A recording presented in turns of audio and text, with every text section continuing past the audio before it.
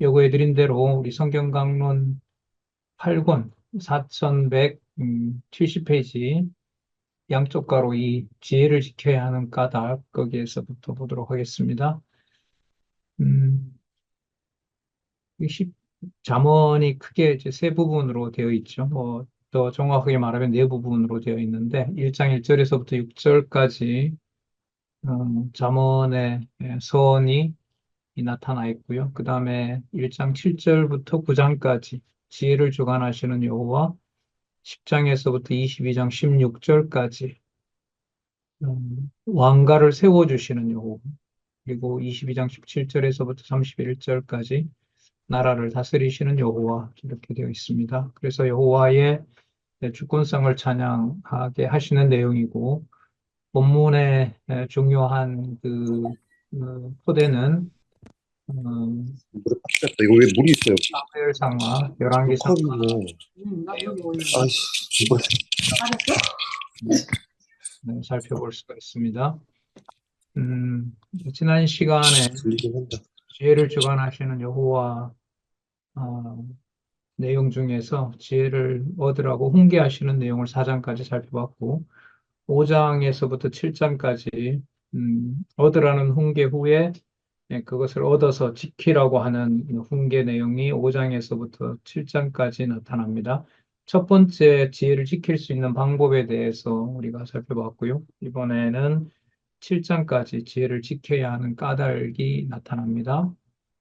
자, 지혜를 지켜야 하는 까닭이 먼저 6장 20절에서부터 35절까지 지혜를 지켜서 음료의 유혹에 빠지지 말라고 가르쳐 줍니다. 지혜라는 개념이 나오는데, 지혜, 그 다음에 이제 명철, 지식, 근신, 이 개념들이 8장 20절에, 8장 20절부터, 8장 22절부터, 나타나는 그 지혜의 원천이 바로 창세전 하나님의 영원한 사역과 관계된 개념이 저기 지혜라는 개념이 나중에 나오는데요. 그 전에 지금 6장 20절에서부터 어쨌든 그 부분까지 또 그 이후에도 나타나지만 지혜 개념에 대해서 강조하는 내용입니다. 음,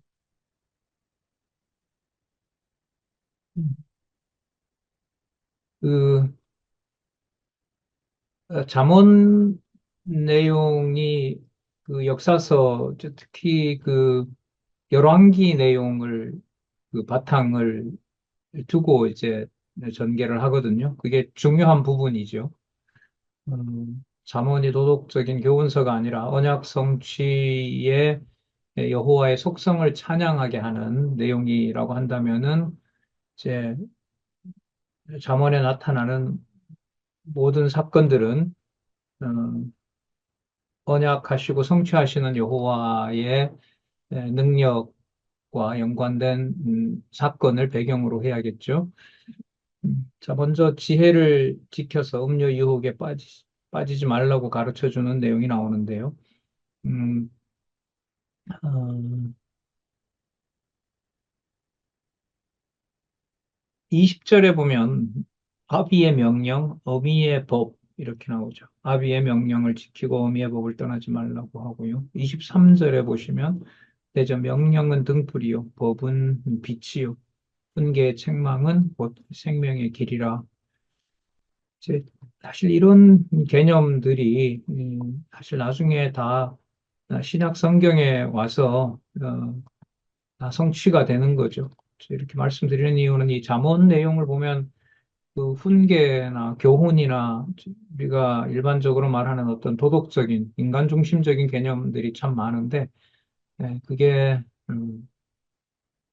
하나님의 주권성, 언약대로 이루시는 여호와의 주권성을 설명을 하는 개념으로 모아지고 그 지혜가 창세전부터 지혜에 연관해서 명철과 연관해서 지식과 근신 그런 구조로 되어 있다는 것을 다시 한번 강조를 드리겠습니다. 그래서 도덕적인 해석을 하도록 인도해 가는 책이 아니다는 사실을 다시 한번 강조를 드리겠습니다. 자, 이 부분에 대해서 신약의 근거, 신약에 성취되는 내용이 무엇인지 이제 한번 살펴보도록 할게요. 4173페이지에 가시면 음, 밑에서부터 일곱 번째 줄에 보면 결국 음료와 같은 여로보암을 가까이 하는 자는 그 음료는 비운 거고요. 여로보암은 이제 역사적 사실이죠.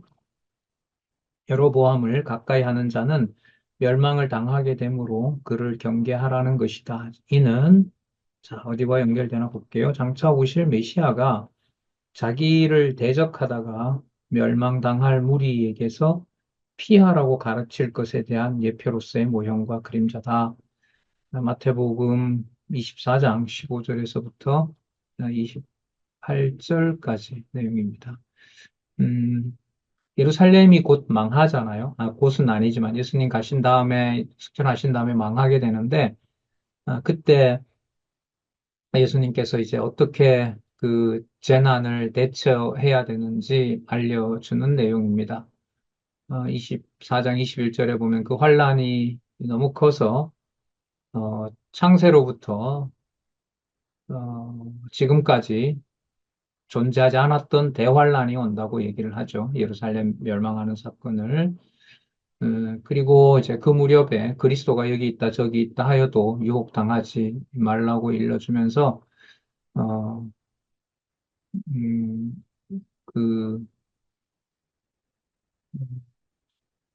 빨리 도망치라고 알려주는 그런 징조가 오면 죽음이 있는 곳에는 독수리들이 모일지니라 라고 이렇게 가르쳐 주시는 내용이 거기에 나타나죠. 그래서 지금 여기 있는 대로 멸망당할 무리에게 피하라고 가르치실 것에 대한 예표로서의 모형과 그림자다. 이것을 알려줍니다. 이게 솔로몬과 그 어미가 르호보암에게 알려주는 말씀에 이제 신약의 근거가 되고 있다는 거죠. 음, 그러니까 이제 뭐 늘 말씀드리지만 마태복음 24장 15절에서부터 28절까지 이제 본문의 상세한 내용과 어, 지혜를 지켜서 음료의 유혹에 빠지지 말라고 하는 여로보암을 경계하는 이 여로보암을 경계하라고 하는 내용을 바탕으로 기록한 이제 6장 20절에서부터 35절은 이렇게 대조하고 공부할 거리가 이제 상당히 많은 거죠. 어, 매 단락마다 여러분들도 확인해 보셨지만 매 단락 요약마다 무슨 근거를 제시하고 있어요? 신약 근거를 제시하고 있죠. 그 신약에 이렇게 이루어지기 때문에 이렇게 기록된 겁니다. 이런 거예요. 왜 잠언 6장 20절에서부터 35절까지 이 말씀이 이렇게 기록되었느냐? 저자는 딱 하나를 일단 제시하죠. 그것은요, 마태복음 24장 15절에서 28절 말씀이 그렇게 기록되어 있기 때문에 그런 거예요. 이런 거죠. 근데 여기 어떻게 관계가 됩니까? 라고 하면, 이제 강론집은 지금 잠언 본문을 강론한 거고, 그리고 지금 마태복음 24장 15절에서 28절까지 내용, 요 좀 세 줄, 두 줄, 요 내용은 24장 15절부터 28절까지를 읽고 이 잠언에 있는 내용과 비교를 해야죠. 그러니까 이 본문이 결국은 누구 중심으로 이제 다 모아질까요? 오실 메시아 이렇게 해서 여호와 계시로 이 본문이 탁 모아져야 돼요. 그러니까 전혀 다른 용어가 나오는 개념이 지금 이 세 번째 단락을 여기서는 뭐 세 번째 단락이 아니지만 전체 구조상 세 번째 단락을 공부하는 우리로서는 구약을 봤을 때 구약의 근거인 신약, 신약을 볼 때 그 신약의 근거인 바로 구약, 그 양쪽 본문이 다 정확하게 맞아야 된다는 거죠. 자, 맞는 기준은 어디로 연결이 돼야 된다? 구약이면 오실 메시아, 여호와의 메시아 언약, 신약이면 여호와의 메시아 성취, 여호와의 그리스도 성취, 그리고 최종적으로는 여호와 계시, 이렇게 모아져야 된다. 다음 7장 1절에서부터 5절에 보시면, 음, 7장 4절 한번 보실래요? 여기서부터 이제 계속 제 강조하는 개념이 나오는데, 지혜에게 너는 내 누이라 하며, 명철에게 너는 내 친족이라 하라. 음, 그러니까 누이와 친척 관계를 뭐와 뭐로 얘기를 해요? 지혜와 명철이라고 얘기를 하죠. 음, 그러니까 잠언 내용을 역사서에 근거를 두고 이제 깊게 공부를 했을 때 예수님께서 말씀하시는 지혜나 신약 성경에 나오는 지혜와 명철 이 부분에 대한 깊이가 더 있게 되겠죠. 공부하게 되면. 자, 그럼 지혜를 지키면 음녀에게 빠지지 않게 한다고 가르쳐 주는 내용 4175페이지에 가서 보시면 음, 위에서부터 두 번째 줄 이는 장차 신령한 하나님의 지혜로 오실 메시아가 제자들을 대적자들의 유혹에 넘어가지 않도록 하실 것에 대한 예표로서의 모형과 그림자다. 요한복음 17장 9절에서부터 12절, 뭐 많이 소개드렸죠? 예수님이 잡히시기 전에, 창세 전에 있었던 상황을 아버지께 기도하면서 제자들에게 알려주는, 그야말로 하늘에 있었던 사건을 이제 중보하시는, 연결하시는 바로 그 기도를 하는 내용이 요한복음 17장이죠. 그 10절, 11절, 17장 11절에 보면 나는 세상에 더 있지 아니하오나 그들은 세상에 있어 없고 나는 아버지께로 가옵나니 거룩하신 아버지여 내게 주신 아버지의 이름으로 자, 여호와죠? 내게 주신 아버지의 이름. 그 언약대로 이루시는 바로 그 이름으로 그들을 보존하사 그들이 비록 저를 배신한다 하더라도 그들을 보존하사 우리와 같이 그들도 하나가 되게 하옵소서. 내가 그들과 함께 있을 때에 내게 주신 아버지의 이름으로 그들을 보존하고 지켰나이다. 그 중에 하나도 멸망하지 않고 다만 멸망의 자식뿐이오니 이는 성경을 응하게 하려 함이니라. 그러니까 그 12장 9절에서부터 12절 말씀하고 아까 우리 7장 4절 있잖아요. 지혜에게 너는 내 누이라 하며 명철에게는 너는 내 친족이라 하라. 자, 요 말씀이 어떻게 된다는 거예요? 연관된다는 거죠. 어떻게 연관되는지는 어떻게 해야 될까요? 공부해야죠. 본문을 꼼꼼하게 읽고 도대체 이 본문이 어떻게 연결되는지, 결과는 뭐로 나와야 된다고요? 따라서 우리가 선하게 살아야 된다. 이게 아니라 그랬죠. 여호와 하나님께서 살아계신 존재와 그 속성을 계시하시고 찬양케 하신다. 이렇게 넘어간다는 것.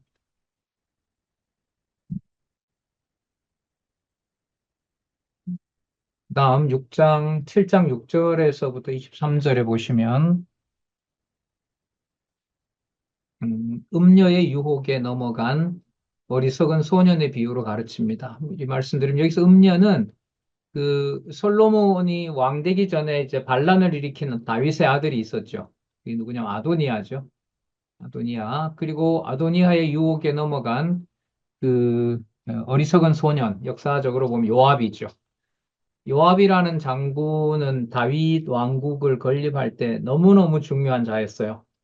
나중에 요압이 아도니아 편에 서서 그냥 한순간에 이제 날아가 버리는 거죠. 어떻게, 이게 그야말로 주권성이에요. 지혜와 명철을, 어, 여호와께서 로보암에게, 에, 다윗의 가문, 유다 가문이라는 그 약속을 지켜가지 않으면 그러니까 로보암의 인간적인 모습에서 뭐 그 유대 나라를 받을 그 권한은 없어요. 그가 뭐 그렇게 의로운 행위를 다른 왕에 비해서 한 것도 아니고 여호와께서 다 그렇게 해주신 거였죠. 음, 아,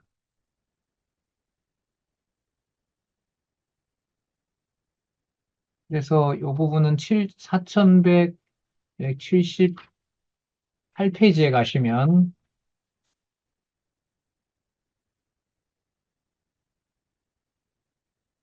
두 번째 단락에 밑에서부터 둘레였어. 일곱 번째 줄. 아, 결국 요압 장군이 아도니아에게 유혹이 되어 비참한 종말을 맞게 되었다는 것이다. 이는 장차 오실 메시아의 제자 중 하나인 가룟 유다가 멸망에 이를 줄도 모르고 메시아를 대적하는 무리에게 유혹을 당해 그들과 합류할 것에 대한 예표로서의 모형과 그림자다. 마태복음 26장 14절에서부터 16절. 네. 열둘 중 하나인 가룟 유다가 대제사장들에게 가서 예수를 넘길 테니 얼마를 주려느냐? 금 30을 달아 줬죠. 그래서 예수님을 이제 대제사장들의 군대들에게 넘기는 기회를 찾게 된다. 그 말씀이 나왔습니다. 음,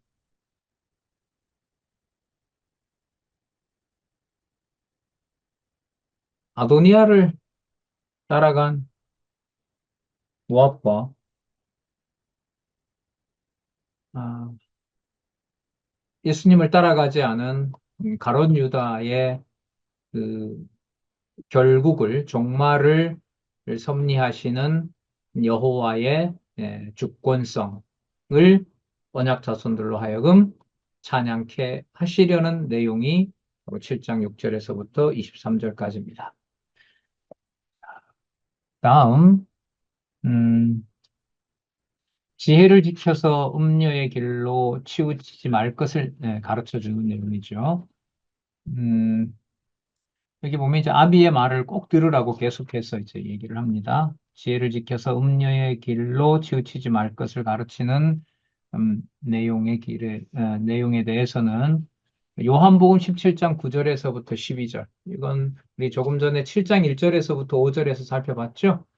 아, 자, 예를 들면 아까 11절. 나는 세상에 더 있지 아니하오나 그들은 세상에 입사없고 나는 아버지께로 가옵나니 거룩하신 아버지여 내게 주신 에, 아버지의 이름으로 그들을 보존하사 우리와 같이 그들도 하나가 되게 하옵소서.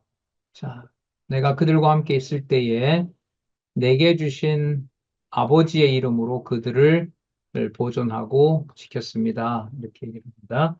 자, 요 내용 보면 그 4179페이지 그 긴 단락요 세 번째 단락에 밑에서부터 네, 다섯, 여섯, 일곱, 여덟, 아홉 번째 줄 보면 곧 다윗 왕가를 이탈한 여로보암의 왕가는 음부의 길로 멸망을 향해서 간다는 사실을 비유를 통해 훈계에 대한 잠언을 가르쳐 준 것이다. 이는 장차 신령한 하나님의 지혜로 오실 메시아가 제자들을 대적자들의 유혹에 넘어가지 않도록 보호하실 것에 대한 예표로서의 모형과 그림자다. 예. 음, 하나님의 지혜, 신령한 하나님의 지혜 이러면 이제 창세정 사건이잖아요. 요한복음 17장은 언제 있었던 사건이라 했어요? 창세전에 있었던 사건이고 지금 이 잠언의 지혜는 나중에 8장에 가면 나옵니다만 어디에 있는 지혜를 말해요? 예, 하늘에 있는 창세전 지혜를 얘기를 하는 겁니다. 예, 이 내용을 이제 점점 앞으로 깊게 공부해가는 그런 연구들이 계속 진행이 됐으면 좋겠습니다. 성경은 성경대로 그 본문 그대로 강론집을 연구하는 것이 지속이 되고, 그다음에 이제 곧 나올 그 기독교 가치론처럼 성경신학 전문 연구서는 이러한 철저한 말씀의 그 성경 강론집을 토대로 어떤 특정한 주제와 연관이 되는 따로따로 떨어져서는 안 되잖아요. 이제 그게 앞으로 이 성경신학 학술원에서 어, 연구자들이 계속해서 이어가야 될 아주 중요한 작업이라고 생각을 합니다. 인간적으로는 그냥 다른 시간에 결코 될 수가 없는지라 우리가 지금 해나가는 이 잠언 같은 경우에는 매 단락마다 신약 근거를 제시해 주기 때문에 신약 근거가 동일하더라도 위에 잠언의 본문은 어때요? 같아요? 달라요? 다르잖아요. 그러니까 같은 본문에 대해서, 다른 본문에 대해서 신약 근거가 어때요? 같잖아요. 그럼 이걸 어떻게 이제 설명을 해야 되냐는 거죠. 그러니까 이런 얘기를 우리는 강론집이 나왔고 완결됐고 아직까지도 이런 논의들은 그 신약과 구약을 통일시키는 이런 논의들은 우리가 뭐 거의 지금 공부를 안 했어요. 그냥 뭐 저는 소개할 뿐이지 저랑 같이 이제 고민하고 이게 왜 이렇게 연관되는지를 진짜 머리를 맞대고 공부하고 이제 이런 시간들이 이제까지는 없었고 저도 이제 소개하는 정도인데 죄송합니다만 인간적으로 좀 많이 많이 아쉽고 한편으로 보면 좀 이렇게 뭐라 그러죠? 아, 이렇게 소개를 했잖아요. 하여튼 뭐 100시간이 넘게 가잖아요. 이렇게. 아, 이거 공부를 안 하면 성경 신학을 알았다고 할 수 있나? 뭐 이런 생각도 막 들고 그래요, 솔직히. 예. 자, 보겠습니다. 7장 24절에서부터 27절, 지혜를 지켜서 음녀의 길로 치우치지 말 것을 가르치고요. 그게 이제 5장에서부터, 이게 먼저 있네요. 아, 그 근거는, 계시록 4180페이지, 지혜를 지켜서 음녀의 길로 치우치지 말 것을 가르침. 음녀가 나오네요. 계시록에 음녀 나오죠. 네, 딱 좋잖아요. 그럼 이게 계시록까지 가나? 네. 음녀 권세, 짐승 권세 나오는데, 그러다 보니 이게 요한 계시록하고 연관이 이렇게 되고 있어요. 자, 계시록 19장 11절에서부터 20장까지는 일단 그 본문 좀 먼저 보겠습니다. 4180페이지 두 번째 단락. 여호와께서 솔로몬으로 아들에게 지혜를 지켜야 하는 까닭에 있어서의 훈계에 대한 잠언을 가르치도록 섭리하시는 것은 장차 오실 하나님의 지혜이신 메시아가 음녀 권세에게 유혹을 당하여 하나님을 대적하는 짐승 권세를 심판하셔서 멸망시킬 것에 대한 예표로서의 모형과 그림자다. 이게 어디에 나오냐면 계시록 19장 11절에서부터 20절까지. 그 개론 요약을 한번 보면은요. 19장 6절에서부터 16절까지 주의 통치를 찬양하는 내용인데, 그 11절에서부터 16절에 보면 백마를 탄 만왕의 왕, 누구죠? 만왕의 왕 만주의 주 그리스도잖아요. 그 그리스도가 만국을 쳐서 통치하심을 알려주고 그 다음에 19장 17절에서부터 20장 3절까지 대적의 잔해를 처리하는 아주 무서운 심판이 진행이 되죠. 어, 대적을 죽인 다음에 새들이 와서 먹게 하고 또 20장 1절에서부터 3절은 옛뱀을 1000년 동안 무저갱에 던진 다음 놓아주는 내용이 나타나고요. 그러니까 여러분 예를 들면 이제 솔로몬이 아들에게 이제 지혜를 지켜야 되는 까닭을 얘기하잖아요. 근데 지금 신약의 근거를 뭐로 제시하고 있어요? 계시록 19장 11절에서 20장이잖아요. 근데 20장 1절에서부터 3절에 이제 예를 하나 드는 거예요. 이제 공부를 해 가야 되는 예를 드는 겁니다. 옛뱀을 1000년 동안 무저갱에 던진 다음 1000년 후에 놓아주는 것. 그럼 이 사건은 솔로몬이 아들에게 지혜를 지켜야 하는 까닭에 있어서 어, 지혜를 지켜서 음녀의 길로 치우치지 말 것을 가르치는 내용하고 잠시 일시적으로 어, 옛뱀을 놓아주는 것하고 무슨 관계가 있느냐 이런 질문이 가능하잖아요. 네, 그죠? 어, 그러면 이제 그 본문과 지금 이제 이 잠언 7장 24절에서부터 27절까지 24, 25, 26, 27절까지 그 내용을 통해서 성경 내용을 왜곡하지 않고 의미는 누구 중심으로? 여호와 중심으로 신학적 해석을 붙여야 돼요. 그러니까 여러분 이렇게 되잖아요. 우리는 지금 어디에 있는 문법적 해석을 기반으로 하고 있죠? 잠언에 있는 본문을 문법적으로 해석한 요약을 우리가 보고 있잖아요. 그 다음에 또 하나는 지금 소개하는 신약의 근거는 신약에 있는 본문을 사실 근거를 뭐 한 거, 요약한 거. 그러니까 어디에 근거를 둔 거예요?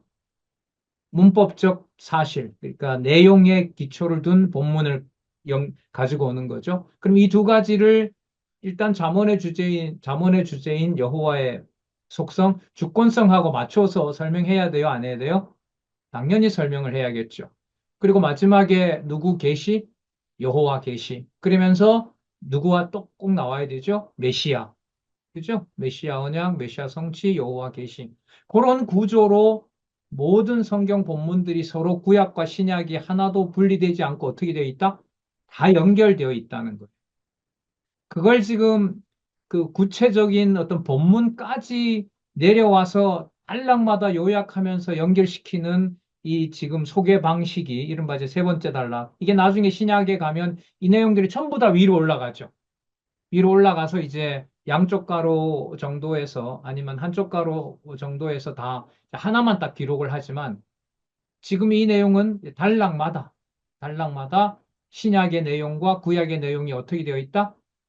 주권성을 주권성 속에 모이면서 누구 계시로 가고 있다? 여호와의 계시로 가고 있다. 여러분 거기 한번 보시면 4180페이지에 두 번째 단락에 계시록 19장 11절에서부터 20장까지 해서 그 다음 따라서 솔로몬이 지혜에 대하여 가르쳐 주는 것은 장차 신령한 하나님의 지혜이신 메시아를 보내어 주실 것에 대한 예언적인 성격을 지닌 여호와의 무엇이다? 언약 계시이다. 신약은 그렇다면 뭘까요? 여호와의 성취 계시이다. 그러면 언약과 성취를 빼고 덧줄이면 누구의 계시이다? 여호와의 계시이다. 이렇게 된 거죠. 계시이다. 도덕적 교훈이 아니라 인간의 구원이 아니라 여호와 계시가 목적이다. 여러분 이 계시라는 개념이 우리 말씀운동 역사에서 크게 부각했던 사건이 있어요. 참고로 하자면 우리가 그 말씀운동에서 이제 그 후배들이 하게 하신다는데 문제가 있다고 하면서 장안중앙교회 이제 분열 사태가 있었죠. 그게 몇 년도죠? 1900 아마 90년도일 거예요.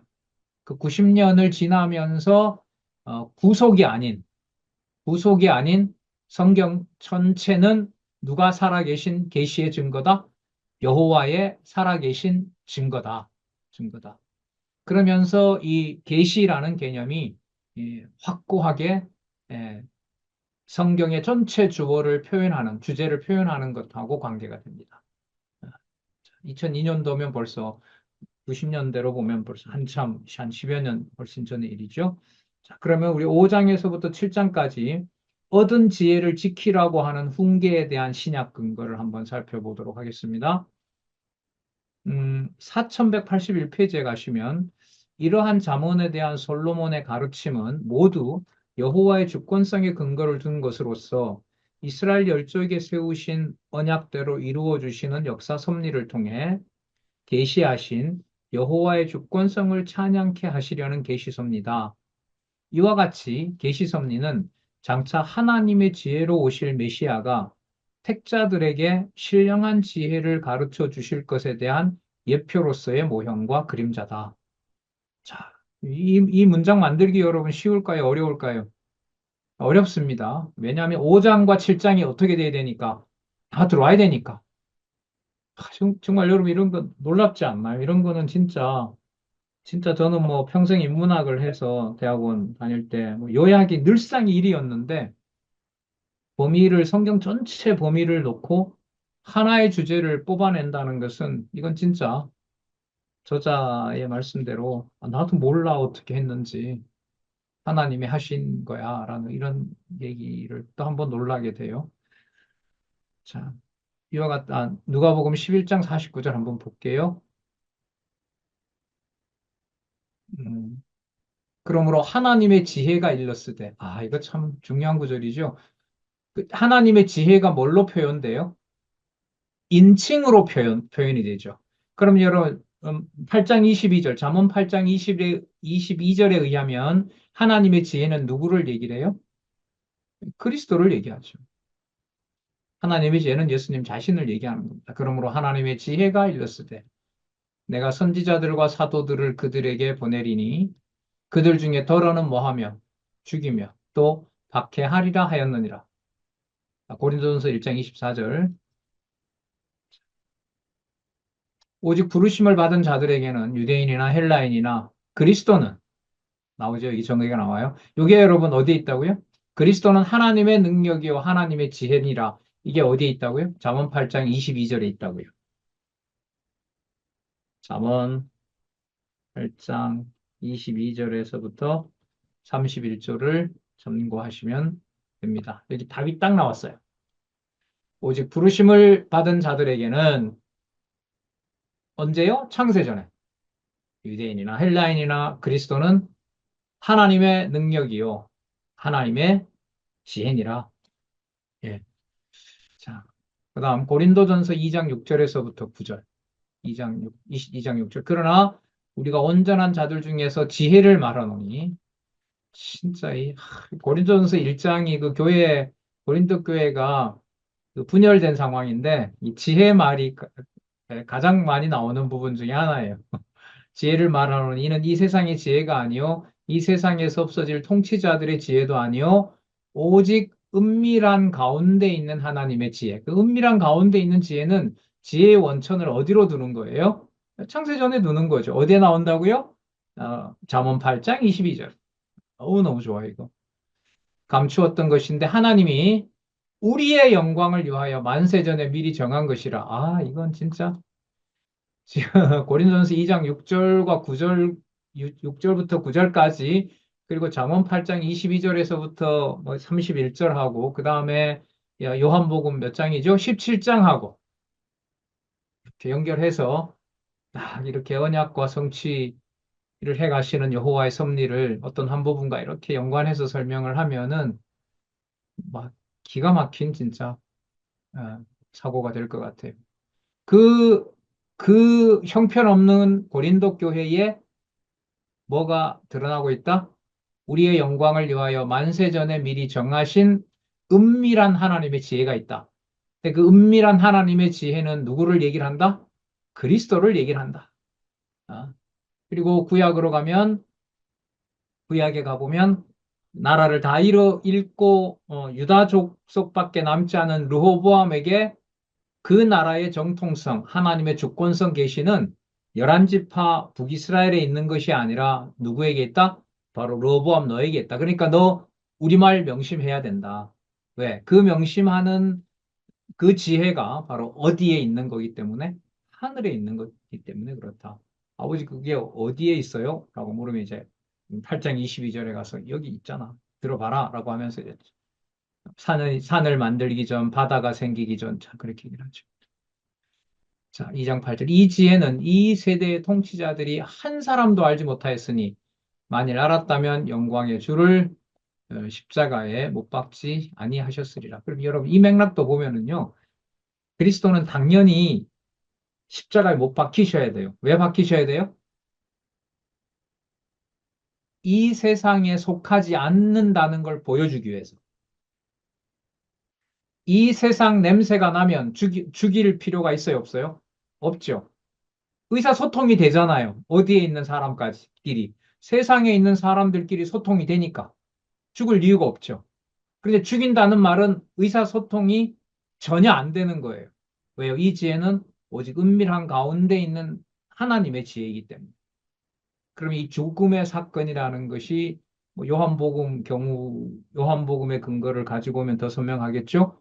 죽음이라는 것이 그리스도의 죽음이 누구에게 가는 바로 과정이다? 네, 아버지께 귀천하는 과정이다. 여러분 이거 하고요.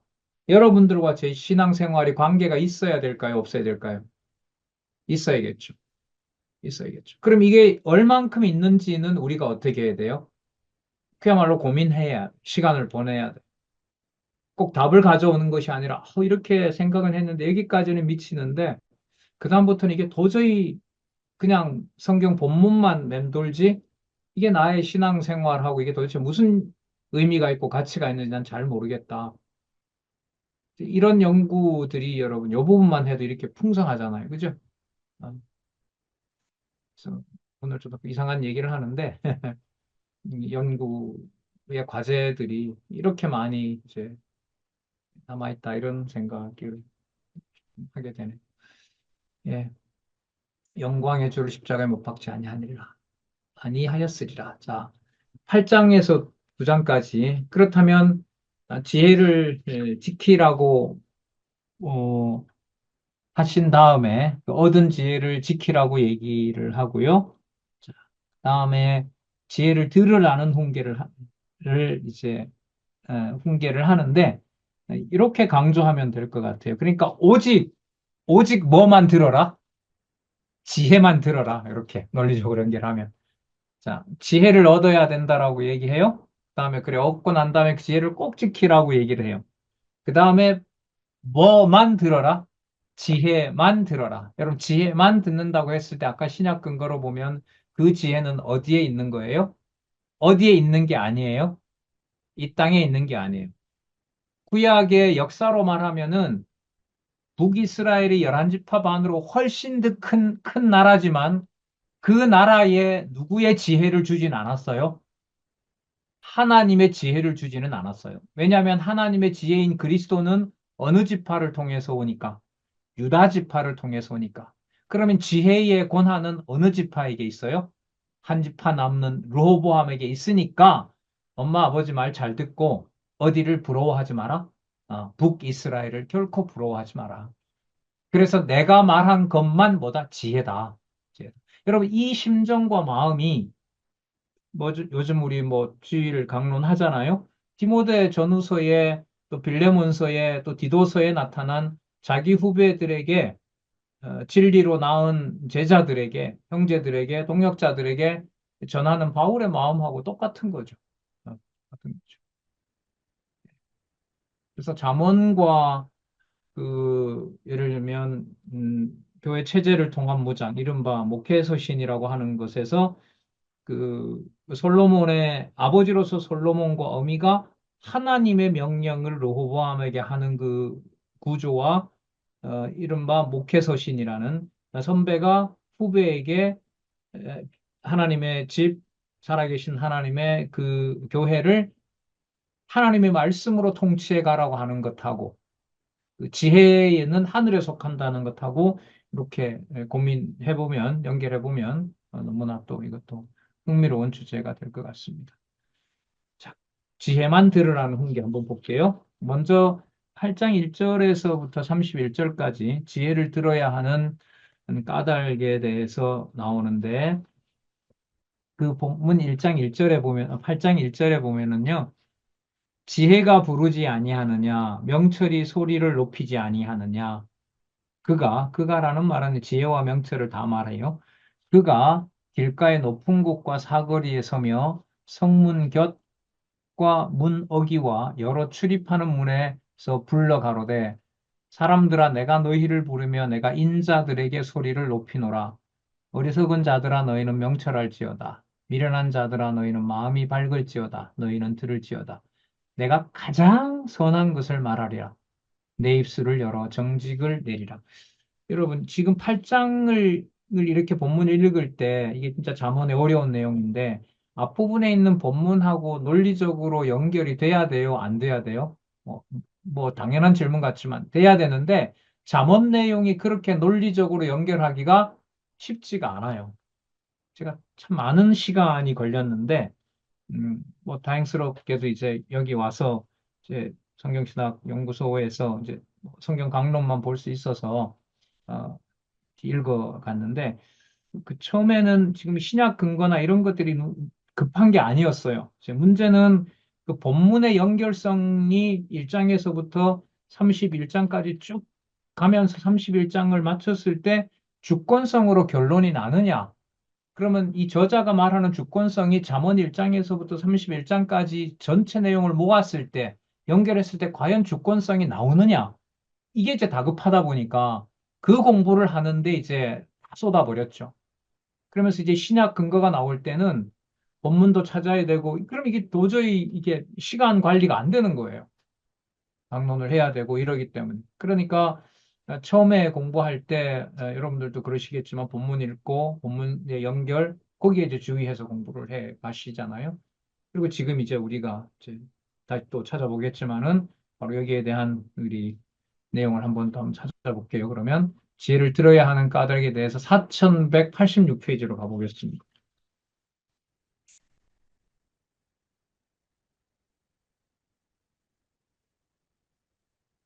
4186페이지 두 번째 단락. 세 번째 줄부터 볼까요? 솔로몬은 아들에게 지혜와 명철이 부르는 장소에 대하여 가르쳐 주었다. 그리고 지혜와 명철이 부르는 소리를 들으라는 말에 대하여 비롯해 말에 대하여 비롯해 지혜와 명철이 들으라는 말에 대하여 가르쳐 주었다. 어, 이는 장차 오실 메시아가 자기를 대적할 무리들에게도 신령한 지혜의 말씀을 전파하실 것에 대한 예표로서의 모형과 그림자다. 그러니까 듣든지 안 듣든지 무엇을 받아들이고 받아들이지 않고는 그야말로 누구의 주권에 있어요? 아버지의 주권에 있는 것이고 자신은 뭐 하는 거예요? 선포하는 거죠. 그래서 마태복음 12장은 여러분 예수님의 질책에 의해서 당신이 바로 그 선지자직을 수행하시는 메시아임을 계시하시는 내용입니다. 바리새인의 오해를 질책하는 내용이 나오고요. 바리새인의 언행을 질책하는 내용이 12장 30절에서부터 50장까지 나타납니다. 그리고 13장은요. 13장 1절에서부터 52절까지 비유로서 어, 자신의 이제 직무와 직위에 의한 성취를 하는 내용이 바로 13장 1절에서부터 52장까지 내용에 나타나 있습니다.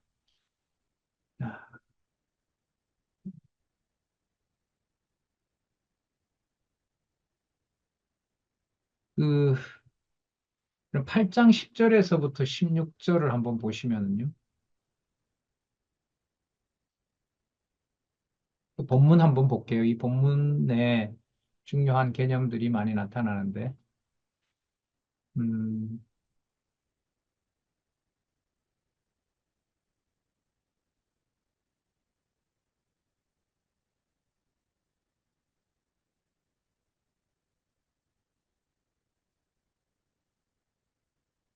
팔장 10절에서부터 16절에 한번 보시면, 아,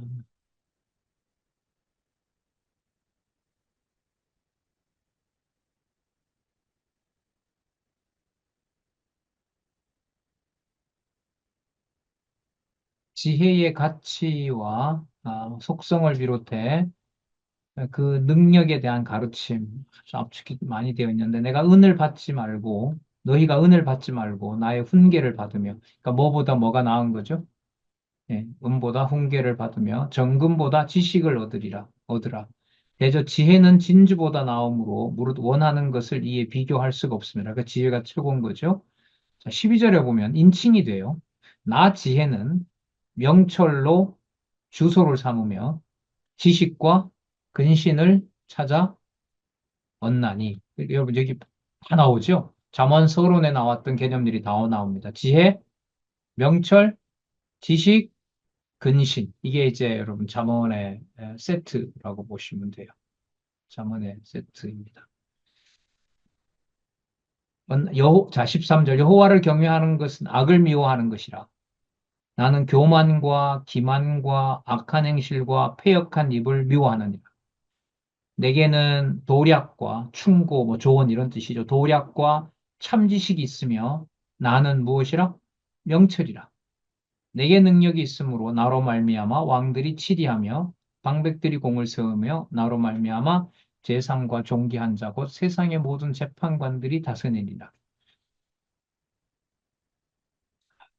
여러분 이게 그 솔로몬이 르호보암에게 얘기할 때 어, 12절에 나 지혜는 명철을 주소로 삼으며 지식과 근신을 찾아 얻는다 이랬을 때 솔로몬이 나 지혜라 이랬을 때 자기가 가진 지혜를 말한다, 안 말한다.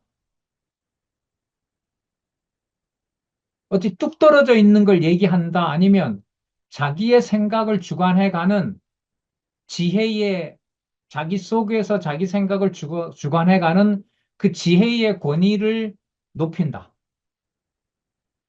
동떨어진 지혜다. 자기 속에 있는 지혜다. 몇 번요?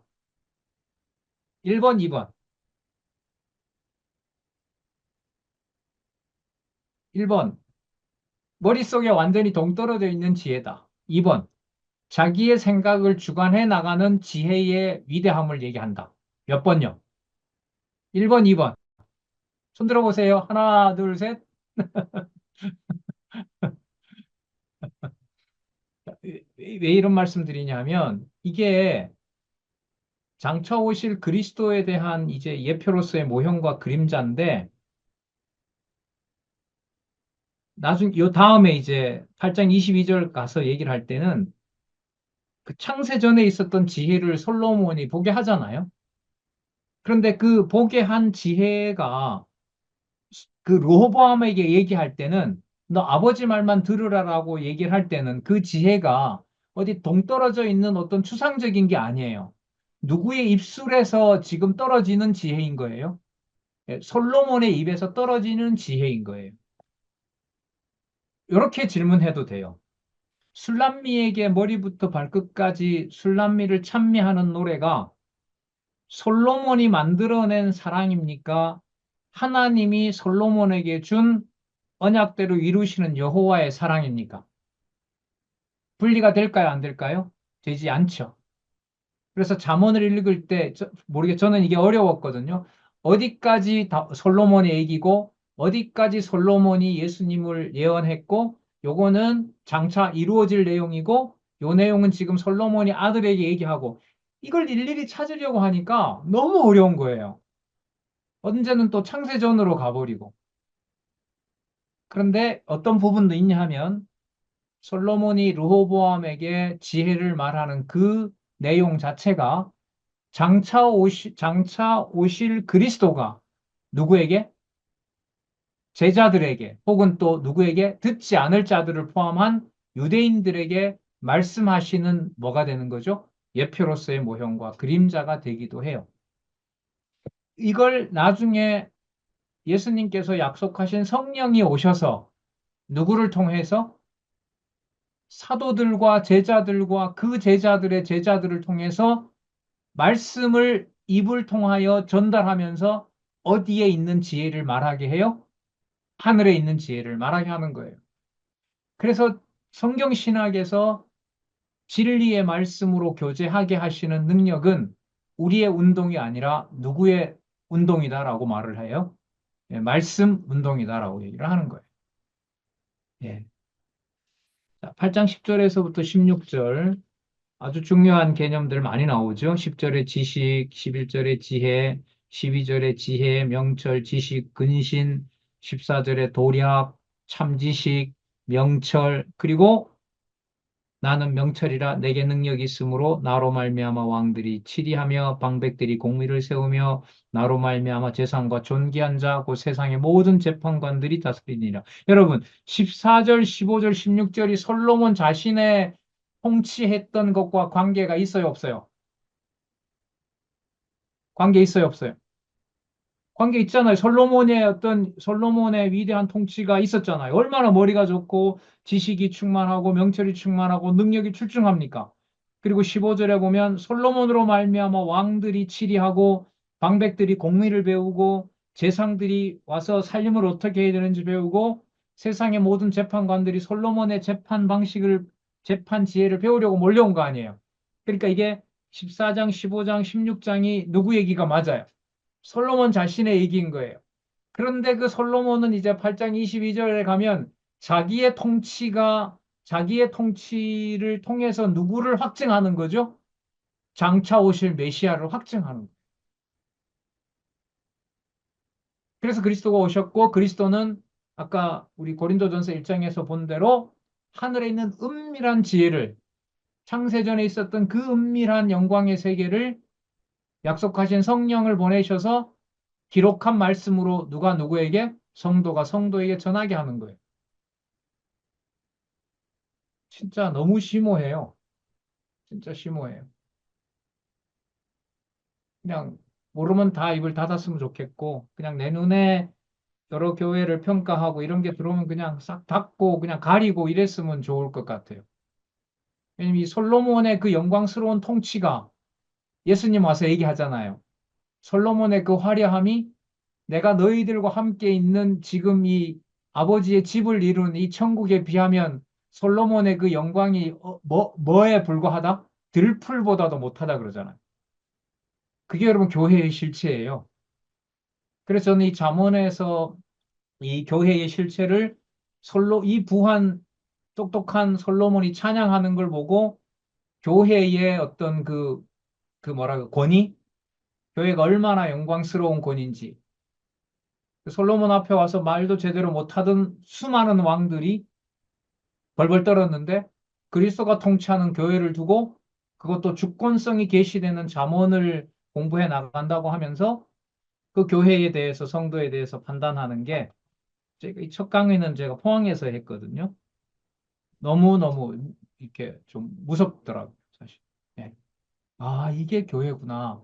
이 솔로몬의 영광이 예수님이 얘기했던 본인이 빨리 가서 보낼 성령이 와서 세우는 교회와 절대로 비교를 할 수 없는 거구나. 거기서 많이 놀랐던 기억이 납니다.